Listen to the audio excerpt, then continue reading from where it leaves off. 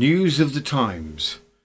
The Riviera Murderer who lured women to their deaths. True crime from 1902. Welcome to News of the Times. They called him the French Jack the Ripper, not because of his cunning, not because of his methods, and certainly not because he was ever elusive. No, Henri Vidal was none of these things. He left bloodied clothing in his wake. He used fake names so obvious they barely fooled hotel clerks. He even borrowed his victims' money before murdering them. And yet, for a brief moment in 1902, the press whispered comparisons to the Whitechapel killer. But while London's Ripper vanished into the fog, Vidal left a trail so clumsy and callous it was as if he wanted to be caught. From the back streets of Marseilles to the elegance of the Riviera, this is the curious case of Henri Vidal, the petty murderer with grand delusions, whose crimes sparked panic, outrage, and finally a guillotine blade. And in our end of episode further particulars segment, a Leeds gentleman, a glamorous London lady, and an argument over how to eat asparagus. There's missing money, a diamond ring used as collateral, and a romantic night that ends with a police report and possibly pudding. Humorously sit back and enjoy the show. So, put the kettle on, lock the door unlike certain hotel guests, and prepare yourself, because what follows is a tale of Riviera romance, borrowed banknotes, unfortunate murder, and one gentleman who couldn't eat asparagus properly to save his life. This is News of the Times, true crime with just a dash of disbelief. Sit back, relax, and let the murders and scandal commence. Background. Who was Henri Vidal? Certainly not the Ripper. Despite the newspaper nicknames, there was nothing stealthy about him.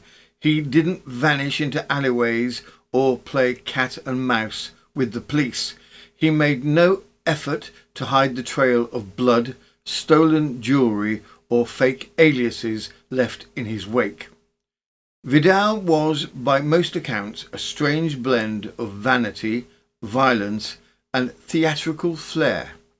Born to respectable parents, his mother ran a modest hotel in Jerez near Cannes. Vidal somehow convinced himself that life owed him a more glamorous role. Not content with anonymity, he styled himself like a Riviera dandy, slicked back hair, waxed moustache, and an attitude that screamed leading man, despite his resume reading more grifter with homicidal tendencies.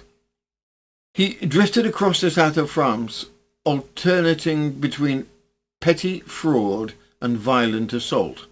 His victims were almost always women, often vulnerable and lured with promises of affection or employment. And when the promises soured, Vidal's temper flared with shocking speed and savagery.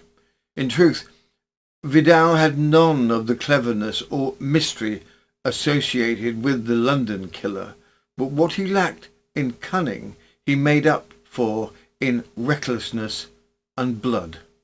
And so, in 1902, Henri Vidal got what he may have always wanted: notoriety, front-page headlines, and a courtroom audience.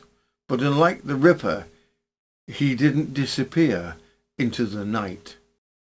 From the Gloucester Echo, the 4th of November 1902, The French Jack the Ripper, a series of murders. Vidal, known as the Jack the Ripper of the South, was brought before the Alpes-Maritimes Assize Court in Nice this week. The prisoner, who murdered 3 women and attacked several others with intent to kill, has been awaiting trial since last December, and the doctors have had long consultations as to his sanity. They arrived at the conclusion that he was to be considered as a being of attenuated responsibility. The man is about 35 years old, has had an adventurous life, and is the son of respectable parents. His mother keeps a hotel at Hues near Cannes. In court, he presented a dazed aspect and looked around wildly from time to time. His hair was carefully brushed and oiled, and his moustaches were waxed. At one part of the indictment, he seemed overcome, and he covered his face with his hands. The newspapers called him Vidal, but his victims knew him by other names. Sometimes he was Monsieur Venet, sometimes Monsieur V, and occasionally a wandering artist, a banker between appointments, or a lonely man in need of companionship. But whatever name he used, the pattern was always the same. A chance meeting, a soft-spoken charm, a room let together under false pretences, and then silence. It is here, in the dim hotels and hidden boarding houses of the South, that the full extent of Vidal's brutality begins to emerge. His attack on Josephine Moreno. The first crime recorded of the prisoner was committed last November at Nice. He met a woman named Josephine Moreno and went to her rooms. As she was in the act of lighting a candle, Vidal caught her with one hand by the back of her hair and with the other stabbed her between the shoulders. The woman shrieked for help and Vidal ran away, leaving her half dead. She was taken to hospital and recovered. He attacks another victim. A few days after that, Vidal was in Marseilles, where he met in a cafe a woman named Louise Gounard, who was wearing a good deal of mock or genuine jewellery at the time. He went with her to her lodgings in Rue Chevalier Rose and tried to kill her exactly as he had attempted to kill the woman in Nice. He stabbed her, but she made a vigorous resistance, kicked Vidal in the stomach and knocked him over, but he was soon up again. After having stabbed Gounard 4 times, he ran away. This woman too has recovered. But Vidal did not linger long in the shadows. With each town, each train ride, each false name scribbled on a hotel ledger, he left behind more than blood. He left confusion, outrage and fear. From Hires to Marseilles, Nice to Lyon, he drifted like smoke, but his crimes were never subtle. The women were real, their deaths were real, and with each new stop, the noose quietly tightened. He murders a victim. Now came a third victim who was murdered outright. Going from Marseilles to Toulon, Vidal met there a young woman named Antonia van Dusselin, who also went to her rooms, and the next day asked her to accompany him to Tamaris, where he knew the owner of a villa who would be sure to invite them to luncheon. Both accordingly went by boat to Tamaris, and there Vidal, leading the woman along a lonely road, suddenly attacked her. This time his knife went home, and Antonia van Dusselin was soon a corpse. To rifle her pockets and annex her rings and other jewels formed but the work of a moment, and Vidal then went back to Nice, and there he pawned the dead woman's trinkets and had a rest.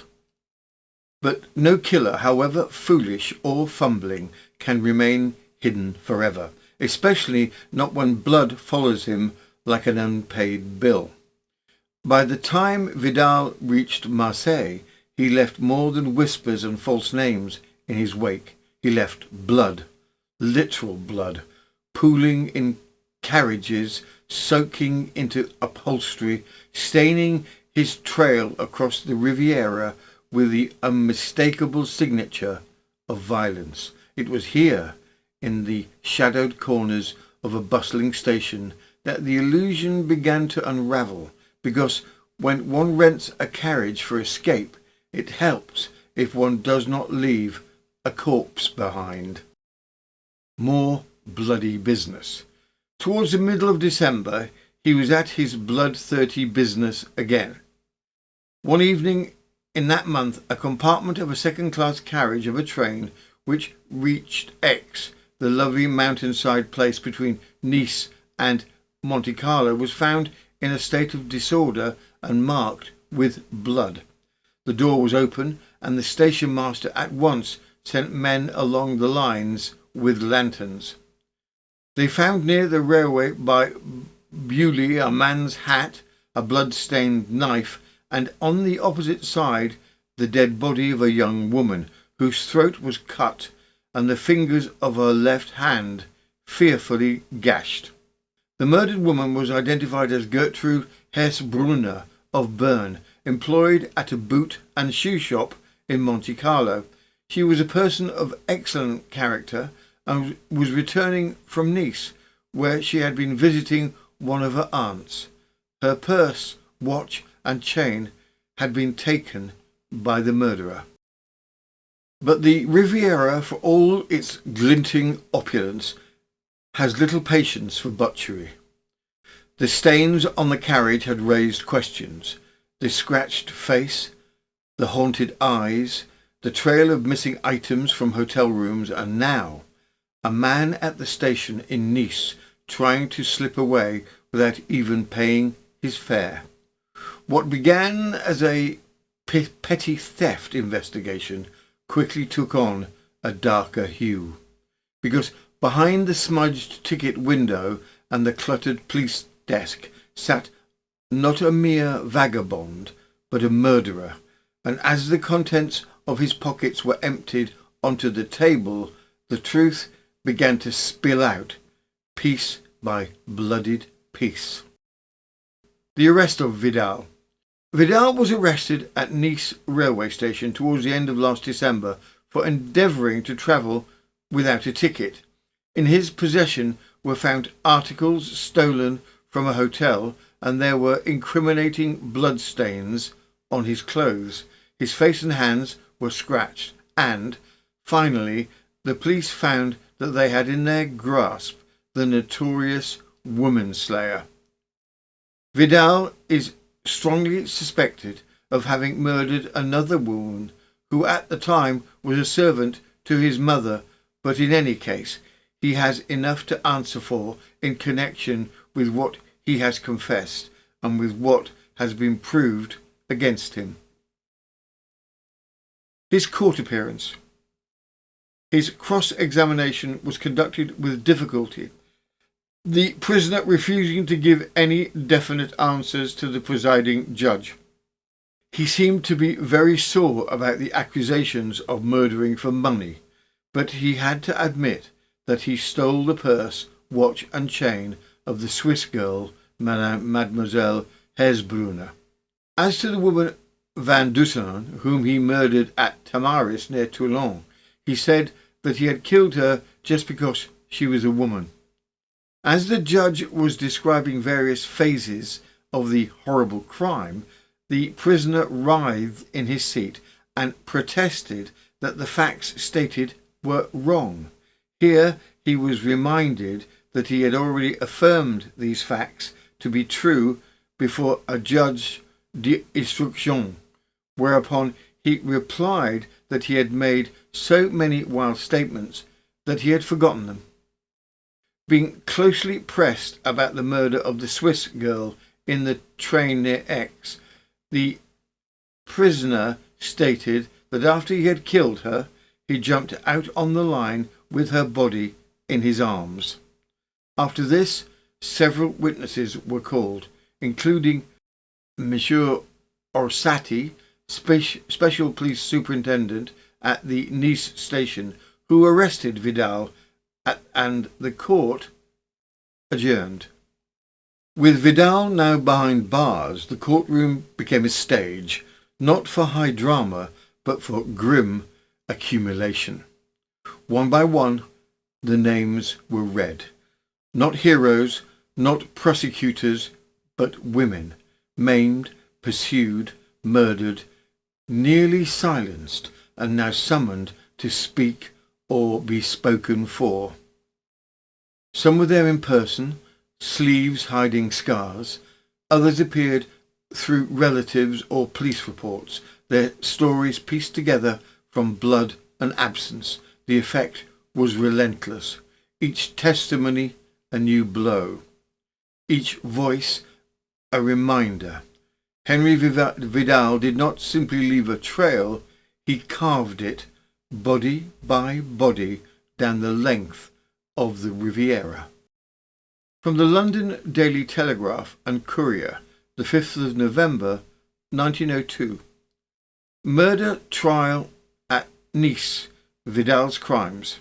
At Nice was resumed today the trial of Henri Vidal, the Southern Jack the Ripper, accused of the murders of 2 women and of attempts to assassinate others.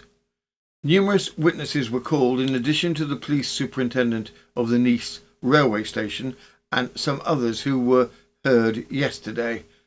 Among these was the sister of the respectable Swiss girl whom Vidal murdered in the train between Nice and Monte Carlo, Madame Delaplace, who employed Vidal's victim, and the latter's aunt, Madame Blazer. Then came Josephine Moreno, who Vidal tried to murder in her room at Nice and who gave her evidence in Italian French. She was followed by 2 of her friends who had been asked by Vidal to accompany him but had refused. None of these persons drew any further light on the tragedies which have been fully described in the indictment. Today, the prisoner's sister-in-law, Madame Ray, was called, but a letter was put in from her in which she stated that she was too agitated to appear.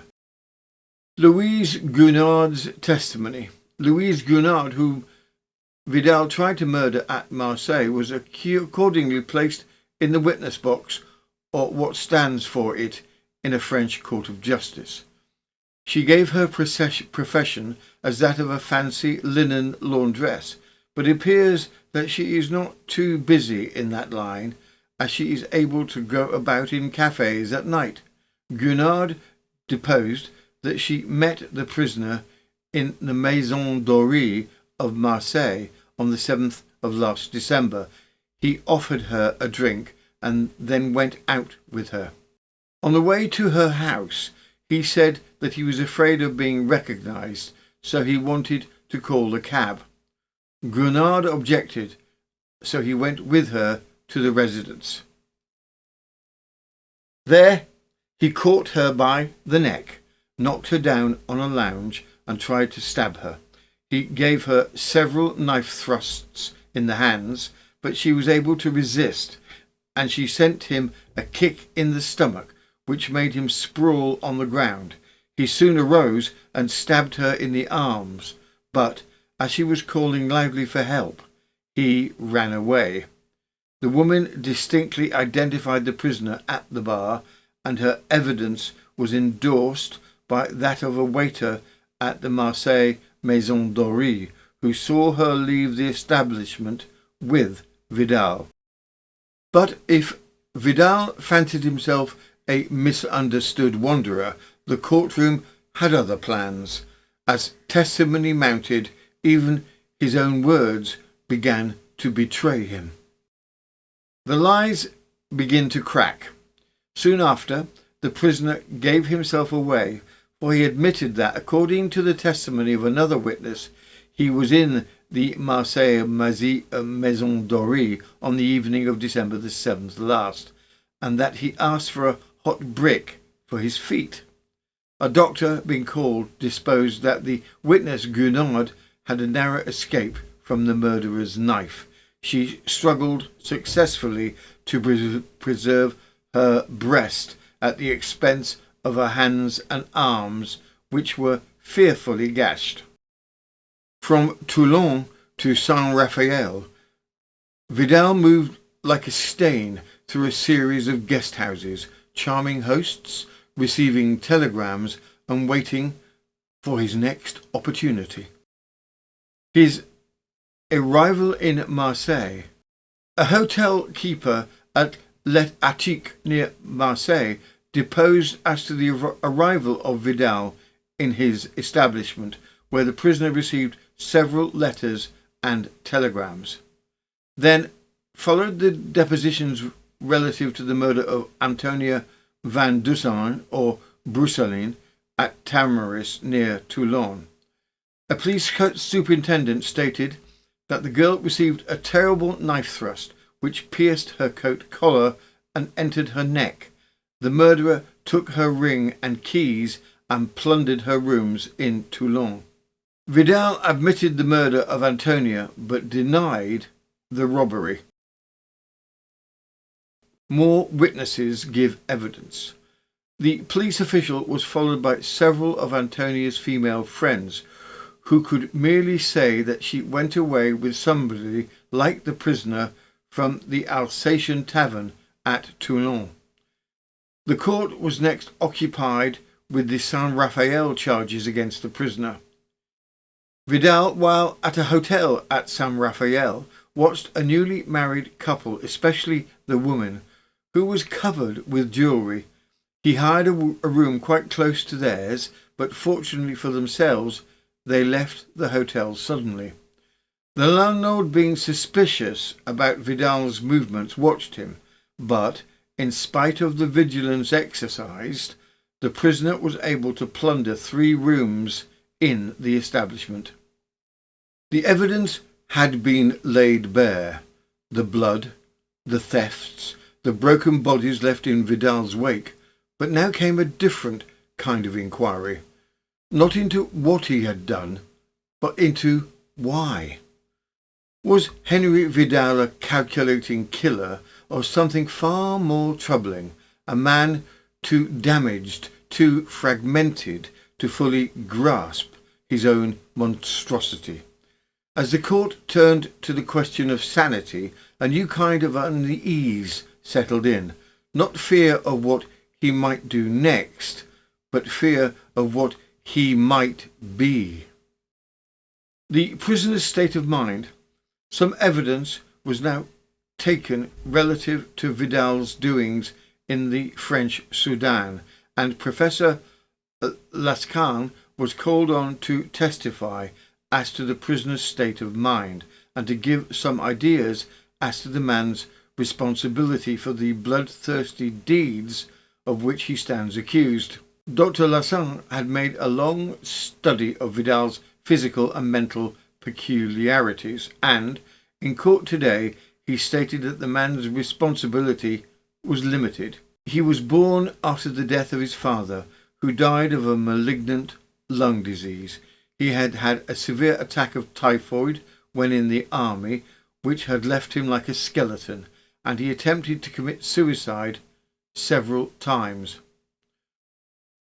Dr. Lassange, who had also examined Vacher, the Jack the Ripper of country girls, whom he had murdered as they were minding cattle, said that there was no relation between the 2 cases. Vacher murdered through sheer love of bloodlust, where Vidal murdered for money.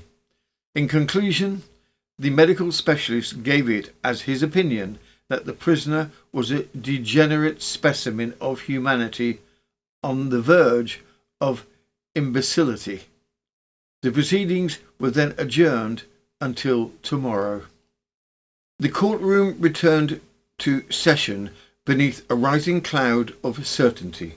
The horrors had been recounted, the evidence laid bare. All that remained was judgment, and the words that might tip a man's fate from prison cell to executioner's blade. From the Gloucester Echo, the 6th of November 1902, the French Jack the Ripper death sentence passed. Paris on Wednesday. On the resumption of the trial of Vidal at Nice today, the Procurator of the Republic delivered his speech for the prosecution. The law officer of the government strongly objected to the attenuated responsibility theory of the medical men who had examined the mental and physical condition of the prisoner. The chief question before the court was to decide if Vidal should pay with his head for the murders of the two women. A monster and a plague on society. The man, in the opinion of the public prosecutor, was a monster, a plague of society who was only prevented by chance from taking the lives of other persons beside those whom he had murdered. As to his mental condition, the prosecutor admitted that the man had little intelligence. These crimes he committed in order to get money, as he was too lazy to do work of any kind, and he never remained long at any employment. As to extenuating circumstances, the prosecutor told the jurors that they would look for them in vain. But the prosecutor was not finished. As silence settled over the courtroom, he painted one last brutal portrait, not just murder, but of cowardice, cruelty, and the utter absence of remorse. Atrocious circumstances. In the crimes committed by the prisoner, there were only atrocious circumstances which aggravated his guilt. His motives were utterly base and his methods hideous. Vidal, moreover, did not seek his victims amongst women of a certain class. He did not hesitate to murder the spotless and innocent Swiss girl, Gertrude Hersbrunner, whom he surprised in the train near Aix. The prosecutor concluded by reminding the jurors that if they gave any verdict but that which he expected, they would be failing in their duty, and they would cause throughout the whole country deep and painful astonishment. During the proceedings in the court, people in the streets frequently shouted for Vidal's head, and the vehicle which takes him from the Palais de Justice has to be carefully guarded by mounted gendarmes. If Vidal hoped for mercy, it would not come from the crowd outside, nor from the jury's stony silence. His final chance lay with his counsel, a man tasked with defending the indefensible. Matre tribes rose with the weary air of someone who already knew the outcome. He acknowledged without flourish the overwhelming evidence and the horror etched into the jurors' faces, especially at the mention of Gertrude Hersbrunner, the respectable Swiss girl murdered on the train, and Antonia, the streetwalker, lured to her death in Tamaris. His only strategy was to lean on the idea of attenuated responsibility, reading heavily from medical reports that suggested Vidal was too damaged to be fully accountable. But the courtroom, already cold to the plea, grew restless. It was a defence born of duty, not conviction, and it landed with all the weight of a sigh. It took little time. After days of testimony, grim evidence, and emotional testimony, the juries left only to return with the inevitable. Guilty. The verdict rang clear. Henri Vidal, hotel thief, travelling predator, killer without cause, was condemned to die by guillotine. Outside, the crowd cheered. Inside, the court exhaled. Justice at last had found him. And yet, just when the blade seemed poised to fall, the story took one final unsettling turn. Not in the courtroom, nor from the jurors, but from the highest office in the land. The monster of the Riviera would live. From the London Daily Telegraph and Courier, the 10th of January 1903, his sentence commuted. The President of the Republic has commuted the death sentence of Vidal, known as the Jack the Ripper of the south of France. The man is now to be sent to penal servitude for life. The prisoner, when informed of the news today at Nice by his advocate, showed no emotion. Vidal's mother exerted herself a good deal to prevent the guillotining of her son, whom, she asserts, is weak-witted. Despite the sentence commutation, Henri Vidal would never walk free. He was sent to the notorious penal colony of Saint-Laurent-du-Maroni in French Guiana, an isolated, unforgiving place far removed from the glamour of the Riviera. There he died in July 1906, just 39 years old, under the sultry sweat of the tropics rather than the clean fall of the guillotine blade. The Jack the Ripper of the South met a quiet end, one devoid of headlines, but no less final. Further particulars. And now, as the scent of scandal begins to fade and the ink dries on today's grim tale, we turn as ever to our further particulars segment, where things are only slightly less criminal and far more ridiculous. Picture it. A well-dressed young gentleman from Leeds, a mysteriously elegant lady from Leicester Square, and a stolen purse full of banknotes. There are accusations, denials, diamond rings offered as collateral, and, most shocking of all, an argument over how one should properly eat asparagus. Was it love? Was it theft? Or was it simply a Leeds lad hopelessly outmatched by London dinner etiquette? Whatever the truth, the ring was gone, the money was missing, and the lady, it turns out, was already married. From the Illustrated Police News, the 26th of December, 1903, the Leicester Square lady and the Leeds young man. Some very amusing evidence over a night out. On Saturday afternoon at Marylebone, Mr.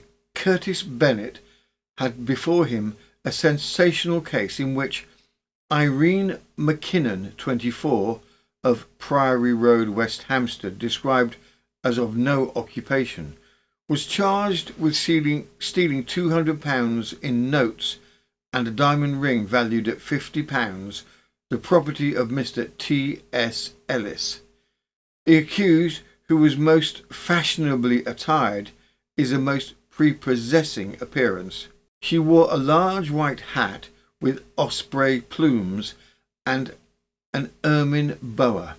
A huge dark muff was used her at times during the hearing of the case to hide her laughter. The prosecutor said the facts were of remarkable nature. His client, Mr. Ellis, was a young estate agent living in Leeds, and on a visit to London he met the prisoner, with whom he had previously acquaintances in Leicester Square. After that meeting 6 weeks ago, he had only seen her on 2 occasions. Once he had gone home with her to her house at West Hampstead, and then she had come up to Leeds and stopped with him there. On Thursday last he again came to London, and the prisoner met him at King's Cross Terminus. Mr. Ellis took her to the Trocadero restaurant, and they then went in a cab to Priory Road, West Hampstead, where the young lady kept a finely appointed house. That evening, after they had retired, she told him that there was a man below who had called for a debt of £20 she owed and refused to leave unless he was paid. Mr. Ellis had in his purse two £100 notes, a £50 note and some gold, and he gave her the £50 note on the security of a half-hoop diamond ring which she offered, approximate value of £100. In 2025, the value is £15,750. She left the room, and he replaced his purse containing the two £100 notes, the diamond ring and the loose gold under his pillow, and went to sleep. When he woke up, he found the purse and its contents gone, and as the young lady refused to return them, he gave her in charge, going straight to the police station and giving information whilst she was still in bed. On the house being searched, the £200 notes were found concealed. Mr. Thomas Smithson Ellis, estate agent in Victorian Chambers in South Parade in Leeds, a somewhat slight, well-dressed gentleman who betrayed symptoms of nervousness in the witness box, swore the facts related by his solicitor. Mr. Palmer, defending, then proceeded to cross-examine Mr. Ellis.